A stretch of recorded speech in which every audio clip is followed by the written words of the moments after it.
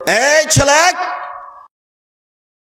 পৃথিবীতে সবচেয়ে ব্যতিক্রম বিরল প্রার্থনা হচ্ছে সূরা ফাতিহা।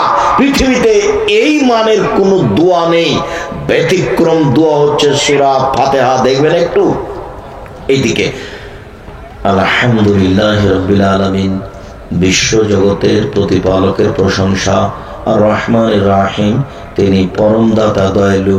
মালিক ইয়াউমিদ্দিন, তিনি বিচার দিনের মালিক। ইয়াকা না'বুদু, একমাত্র তোমার ইবাদত করি। ওয়া ইয়াকা নাস্তাঈন, একমাত্র তোমার নিকটে সাহায্য চাই। তুমি আমার একটা কথা শোনো, তুমি আমার একটা কথা শোনো, তুমি আমার একটা কথা শোনো।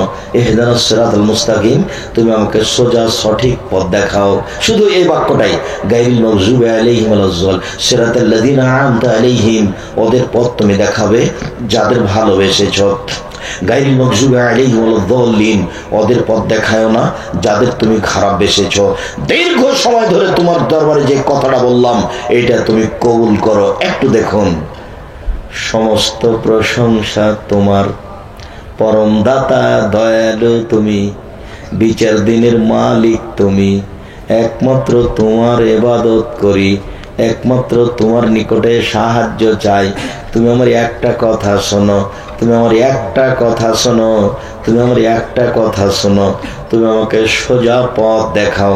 কেউ যে বলছে কাদিয়ানি হও, কেউ যে বলছে শিয়া হয়ে যাও, কেউ যে বলছে দেওয়ানবাগী হও, কেউ যে বলছে ভান্ডারি হও, কেউ যে বলছে দল করো, কেউ যে বলছে এখানে আসো।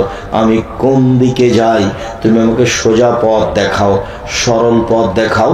সিরাতাল্লাযিনা আন'আমতা আলাইহিম, ওই পথ যেই পথের প্রতি তুমি দয়া করেছ, অনুগ্রহ করেছ। গায়রিল মাগযুবি আলাইহিম ওয়ালাদ-দাল্লিন, ওই পথ দেখতে আমি চাই না, ওই পথে চলতে চাই না যেই পথের উপর তুমি অসন্তুষ্ট হয়েছ। আমিন। দীর্ঘ সময় ধরে তোমার দরবারে যে প্রার্থনা করছি, এই প্রার্থনা তুমি কবুল করো। পৃথিবীতে ব্যতিক্রম দোয়া সূরা ফাতিহা, যার জন্য একাই থাকলেও পড়বেন সালাতে, সবাই থাকলেও পড়বেন, নির্ভয় হলেও পড়বেন, সরবে হলেও পড়বেন। আর কোরআন মাজিদে কতটি সূরা আছে? 114টি। শুধুমাত্র একটি সূরার শেষে আমিন আছে, সেটা হলো এই সূরা।